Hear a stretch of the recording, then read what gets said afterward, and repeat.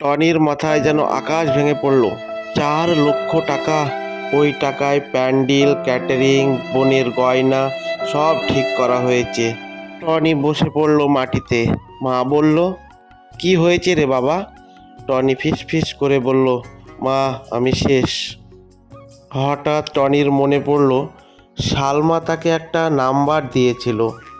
Tony তাড়াতাড়ি নিজের phone বের করলো এবং কল দিল। Switch off.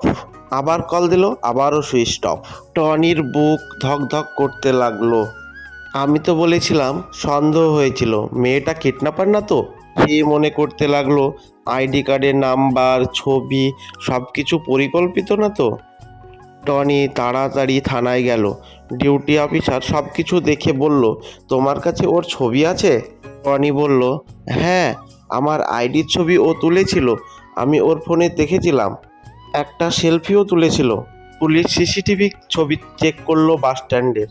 সালমা ও মায়ার মুখ পরিষ্কার দেখা গেল। পুলিশ বলল, এরা আগেও দুটো কেসে সন্দেহজনক ছিল। টনির বুক কেঁপে উঠল। ঠিক তখনই তার ফোনে একটি মেসেজ এলো।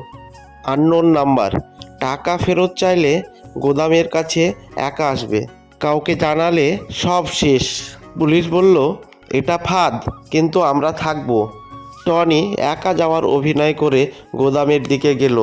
সালমা হঠাৎ টনির সামনে এসে পড়ল, কিন্তু আজ তার চোখে সেই আগের সরলতা নেই। সালমা বলল, তোমাকে ভালোই বোকা বানিয়েছি, তাই না? টনি খুব কষ্ট করে বলল, কেন, আমি কি তোমার কোনো খারাপ করেছিলাম, তাই না? সালমা একটু থেমে গেল। তার চোখে জল চলে আসলো। আমরা চাইনি এভাবে করতে, কিন্তু আমার ভাইয়ের অপারেশনের জন্য অনেক টাকা দরকার ছিল। টনি চিৎকার করে বলল, তাহলে বললে না কেন, আমি তোমাকে সাহায্য করতাম। সালমা ভেঙে পড়ল। ঠিক তখনই চারিদিক থেকে পুলিশে ঘেরাও করলো। মায়াকেও ধরে ফেললো। পুলিশ গাড়িতে তোলবার সময় সালমা পিছনের দিকে তাকিয়ে বলল, টনি, তুমি সত্যিই ভালো মানুষ। তোমার মতো কাউকে ঠকানো আমার উচিত হয়নি। টনির চোখেও জল, কিন্তু টনি কিছু বলল না। কিছু টাকার অংশ উদ্ধার হলো, সব না, তবে বেশিরভাগ। বোনের বিয়ে হলো ঠিক সময় মতো। বিয়ের দিন টনি হাসছিল ঠিকই, কিন্তু কোথাও যেন একটা খারাপ লাগা থেকে গেল। টনি মনে মনে বলল, সবাই কিন্তু খারাপ নয়, অন্ধবিশ্বাসও ঠিক নয়। দূরে কোথাও জেলের জানালায় বসে সালমা ভাবছিল, সেদিন যদি সত্যিটা বলতাম।